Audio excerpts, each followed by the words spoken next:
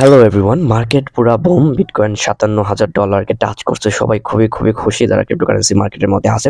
এখন আপনি কিভাবে মার্কেটটাকে থিংকিং করতে পারেন যে মার্কেট কোন দিকে যাইতে পারে, কিভাবে ট্রেড নিবেন, এখন কি ইনভেস্টিং এর সবচেয়ে সহি সময়, কি করবেন ফুল মার্কেটের মধ্যে। আজকে বিটকয়েনের প্রাইস $৫৭,০৭৩ আসছে। একসময় বিটকয়েনের প্রাইস $১৫,০০০ ছিল। যখন আমরা বলছি আপনারা বাই করেন, তখন অনেকেই বাই করেন, অনেকেই বলছে এটার প্রাইস আরো নিচে যাবে। আমরা ভিডিওর মধ্যে চিল্লায় বলছি বাই করেন, জাস্ট হিউজ প্রফিট হবে। যদি বাই করতেন তাহলে অনেক ভালো পজিশনে থাকতেন। বিটকয়েনের হালভিং অনেক কাছে চলে আসছে। বিটকয়েনের হালভিং এর আর অলমোস্ট 2 মাসের আশপাশ আছে। সো বিটকয়েনের হালভিং এর পরও বিটকয়েন হিউজ পাম্প করবে, এমনটাই হয়। বিটকয়েনের হালভিং এর আগে প্রি হালভিং একটা রেলি হয়, যেমনটা এখন হচ্ছে। এখন হিউজ পরিমাণ মার্কেট পাম্প করতেছে।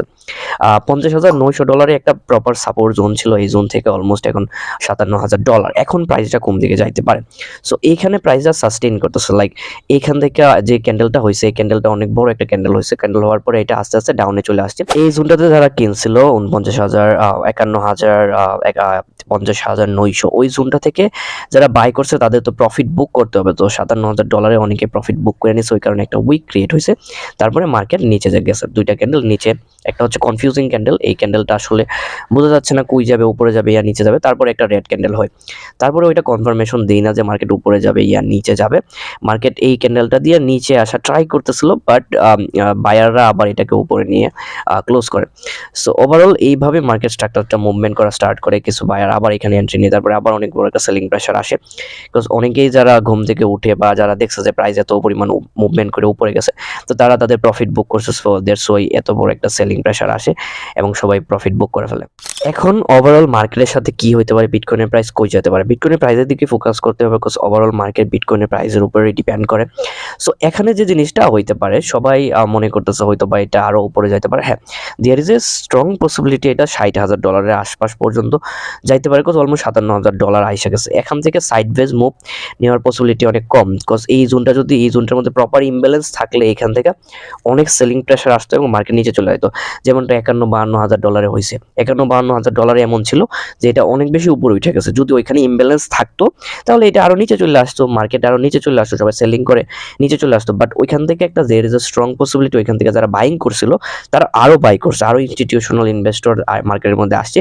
দেয়ার সো এত বড় একটা পাম্প দিয়েছে, অলমোস্ট ১০-১২% মতো একটা পাম্প এখানে দিয়ে। সবার এক্সপেকটেশন হচ্ছে এই র্যালিটা বিটকয়েন কন্টিনিউ করতে পারে, আরো উপরে যাইতে পারে। বাট আমার এখানে অনেকটা সংকোচন বোধ হচ্ছে যে এখান থেকে উপরে যাবে কি যাবে না।